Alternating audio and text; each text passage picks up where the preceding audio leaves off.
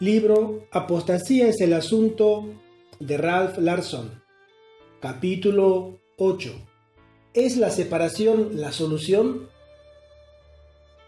En una sola palabra, no.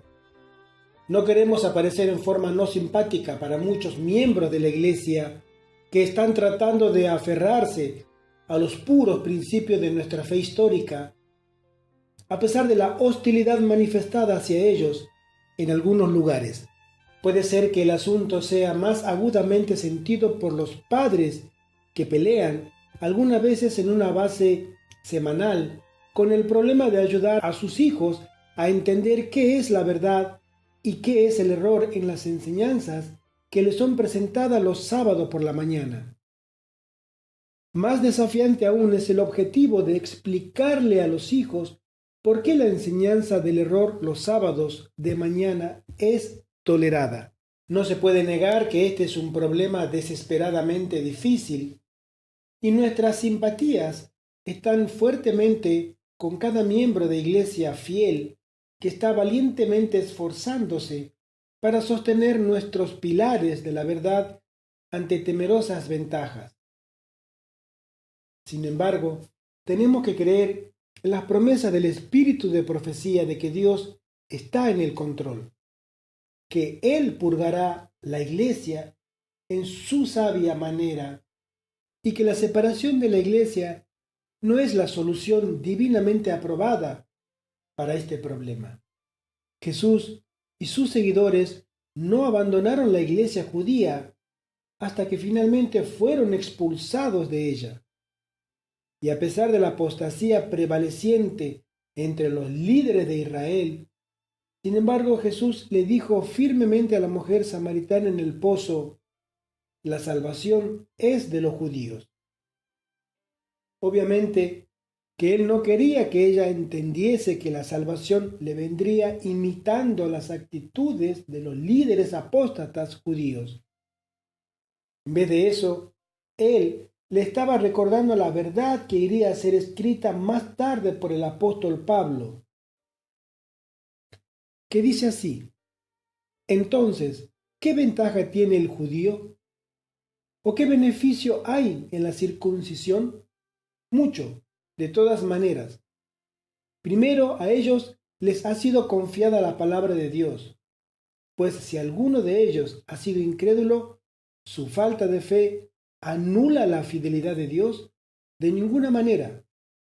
Dios es siempre veraz, aunque todo hombre sea mentiroso, como está escrito, para que seas justificado en tus palabras y venzas cuando seas juzgado. Romanos capítulo 3, verso 1 al 4. Está claro que el último mensaje de advertencia de Dios hacia el mundo moribundo le fue comisionado a la iglesia remanente, las personas que no se rehusaron a guardar los mandamientos de Dios y el testimonio de Jesucristo. Está igualmente claro que hemos sido advertidos que algunos miembros de la iglesia remanente probarían ser infieles a y de ningún valor para su sagrada confianza. Pero esta apostasía ¿dejaría a la fe de Dios sin ningún efecto? Ciertamente que no. La verdad permanecerá, y una gran parte de la iglesia remanente permanecerá con ella, no engañada, sin moverse, sin temor a sus adversarios. Ellos experimentarán hasta lo máximo las positivas respuestas a las negativas influencias que son recomendadas aquí. La sierva del Señor nos dice en Testimonio, tomo 5, página 136, lo siguiente: permanecer en defensa de la verdad y de la justicia cuando la mayoría nos abandone, pelear las batallas del Señor cuando los campeones sean pocos, esa será nuestra prueba. En ese tiempo debemos reunir calor de la frialdad de otros, coraje de su cobardía y lealtad de su traición. Testimonio, tomo 5, página 136. Los desánimos nos pueden vencer si no fuese porque los detalles de la gran apostasía nos han sido dados con antecedencia, así como los eventos históricos que serían las señales de su venida les fueron descritos a los apóstoles por Jesús. A pesar del hecho de que estos eventos no serían agradables, Jesús dijo que cuando aparecieran debiéramos mirar hacia arriba y levantar nuestras cabezas, porque nuestra redención está cerca. Las inspiradas descripciones indican que la gran apostasía estará caracterizada por, primero, cambios en nuestra teología, segundo, cambios en nuestra adoración y tercero, un gran falso reavivamiento. Relacionado con cambios en nuestra teología, leemos lo que la sierva del Señor escribió. Se están aproximando rápidamente los días cuando habrá gran perplejidad y confusión. Soplará todo viento de doctrina. Testimonio, tomo 5, página 80. Dios levantará a su pueblo. Si otros medios fallan, herejías entrarán entre ellos, las cuales los separarán, separando la paja del trigo. Testimonio, tomo 5, página 707. Antes del último desarrollo de la obra de la apostasía, habrá una confusión de la fe, una verdad tras otra será corrompida. Sign of the Times, volumen 3, página 118. En medio nuestro se levantarán falsos maestros, escuchando espíritus seductores cuyas doctrinas son de origen satánico. Estos maestros desviarán a discípulos en pos de ellos mismos. Review and Herald, volumen 5, página 9. Muchos se levantarán en nuestros púlpitos con las antorchas de la falsa profecía en sus manos, encendidas de la tea satánica de Satanás. Testimonio para los ministros, página 409-410. Después que la verdad haya sido proclamada como testimonio a todas las naciones, habrá una remoción de los hitos y un intento para derrumbar los pilares de nuestra fe. Se hará un esfuerzo más decidido para exaltar el falso sábado. Comentario Bíblico Adventista, tomo 7, página 985. El enemigo introducirá falsas teorías, como la doctrina de que no hay santuario. Este es uno de los puntos en el cual habrá un alejamiento de la fe. Consejo para escritores y editores, página 53. El enemigo colocará todo en operación como para desarraigar la confianza de los creyentes en los pilares de nuestra fe, en los mensajes del pasado, los cuales nos han colocado sobre la elevada plataforma de la verdad eterna y que ha establecido y le ha dado carácter a la obra. Mensajes selectos, tomo 2, página 388. Estas asombrosas predicciones no fueron colocadas como si fueran posibilidades, sino como certezas. Se hace una mención específica del sábado y del santuario como siendo objetos de ataque. Y la declaración más fuerte de todas se encuentra aquí, que dice: Satanás declaró que era imposible que los hijos e hijas de Adán guarden la ley de Dios, y así descargó sobre Dios una falta de sabiduría y amor. Si ellos no pueden guardar la ley, entonces hubo una falla en el dador de la ley. Los hombres que están bajo el control de Satanás repiten estas acusaciones contra Dios, diciendo que los hombres no pueden guardar la ley de Dios. Sign of the Times, volumen 3, página 264. Los cambios predichos en nuestra adoración pueden ser mejor entendidos comparando otros dos pasajes importantes de los escritos de Elena de White. Nuestros servicios de adoración han estado históricamente en línea con los principios de la Reforma, donde el énfasis es colocado sobre la simplicidad y sobre la centralidad de la palabra de Dios. Además, hemos tenido consejos inspirados como el que se titula Comportamientos en la casa de Dios. En este artículo de 10 páginas existen 10 amonestaciones a las cuales nunca deberemos perder de vista en nuestra adoración, la diferencia entre lo sagrado y lo común. Se nos dice que actitudes, palabras y conductas que pueden ser aceptables en una situación secular no son aceptables en la adoración.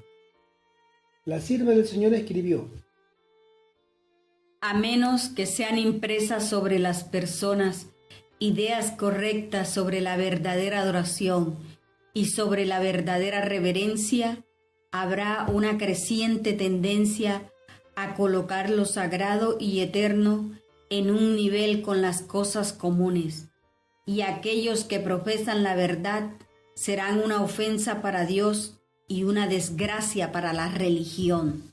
Testimonio, tomo 5, página 500. Aun cuando la mensajera de Dios nos advirtió fielmente que llegaría el tiempo cuando estos consejos serían rechazados y las influencias satánicas se manifestarían en algunos campamentos y en servicios de adoración de Adventista del Séptimo Día, nosotros le recomendaríamos al lector un cuidadoso estudio de las primeras 60 páginas del libro Mensajes Selectos, tomo 2. Aquí, las advertencias contra fallas para distinguir entre lo sagrado y lo común son repetidas, juntamente con precauciones relacionadas con permitir que los sentimientos, las emociones y las excitaciones prevalezcan en nuestros ejercicios religiosos. La sierva del Señor escribió: para algunos, los ejercicios religiosos significan muy poco más que pasar unos momentos agradables. Cuando sus sentimientos se agitan, piensan que han sido abundantemente bendecidos. Algunos suponen que no son bendecidos a menos que experimenten agitación y excitación. El objetivo que buscan es la intoxicación producida por la excitación, y si no la consiguen, creen que ellos están equivocados o que algún otro está errado. Mensajes Selectos, tomo 2, página 23. En fuerte contraste con esto, la mensajera de Dios nos dice lo siguiente: en nuestro hablar, en nuestro cantar y en todos nuestros ejercicios espirituales, tenemos que revelar aquella calma y dignidad y aquel piadoso temor que actúa en todo verdadero hijo de Dios. Mensajes Selectos, tomo 2, página 43. Se nos dice que algunos despreciarán estos consejos. A la mensajera del Señor se le mostró lo siguiente: las cosas que usted ha descrito como sucediendo en Indiana, el Señor me ha mostrado que sucederían justo antes del cierre de la puerta de la gracia. Toda cosa tosca se mostrará, habrán gritos con tambores, música y baile. Los sentidos de los seres racionales quedarán tan confundidos que no se podrá confiar en ellos para tomar decisiones correctas. Y esto es llamado el movimiento del Espíritu Santo. Mensajes Selectos, tomo 2, página 36. En el contexto de esta declaración, queda claro que estas cosas malas van a suceder en algunos de nuestros servicios de adoración y también en nuestros campamentos. También es fuertemente enfatizado que Satanás estará intensamente activo en la confusión de los sentidos que serán producidos en estos servicios de adoración, especialmente a través de un errado uso de la música. No tiene ningún valor si uno no va a una sesión de espiritismo y trata de comunicarse con los muertos para poder establecer contacto con Satanás y sus ángeles. Se nos dice que lo mismo puede ser conseguido tomando parte en un servicio de adoración mal conducido. Se nos dice que aquellos cuyos sentimientos son estimulados por los engaños de Satanás en aberrantes servicios de adoración, interpretarán mal la influencia de Satanás y pensarán que es la obra del Espíritu Santo. Este engaño nos conduce a la tercera característica de la gran apostasía, un gran falso reavivamiento en el cual la identificación de Satanás como si fuese el Espíritu Santo ocurrirá en gran escala. No importa cuán horrible esto pueda ser. En el conflicto de los siglos, leemos que el mayor reavivamiento verdadero de todos los tiempos precederá inmediatamente la venida del Señor. Pero algo muy diferente va a suceder antes.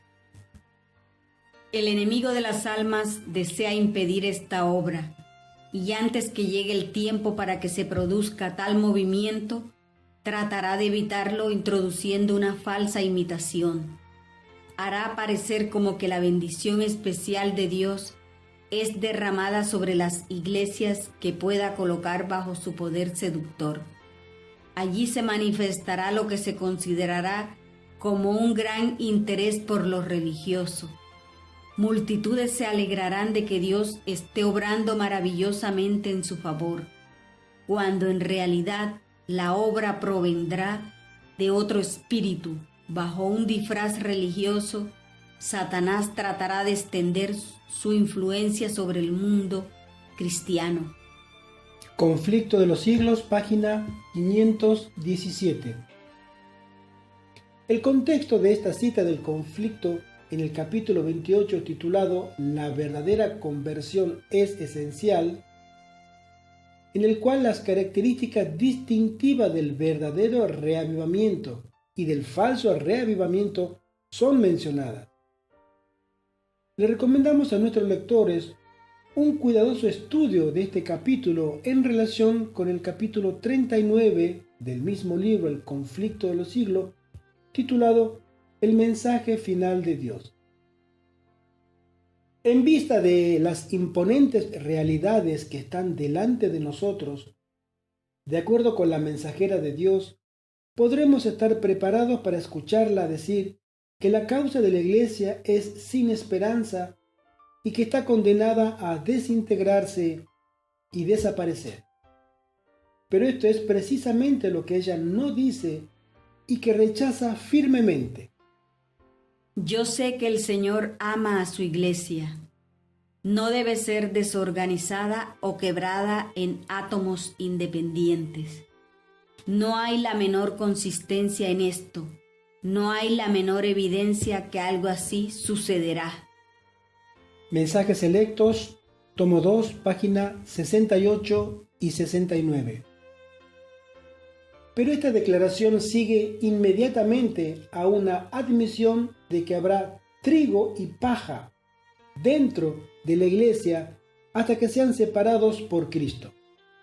Tenemos que concluir entonces que aun cuando habrá una apostasía, en la cual habrán cambios en nuestra teología y en nuestra adoración culminarán en un gran falso reavivamiento, el cual barrerá a miles, si no millones, hacia afuera de nuestra iglesia, pero que la iglesia sobrevivirá.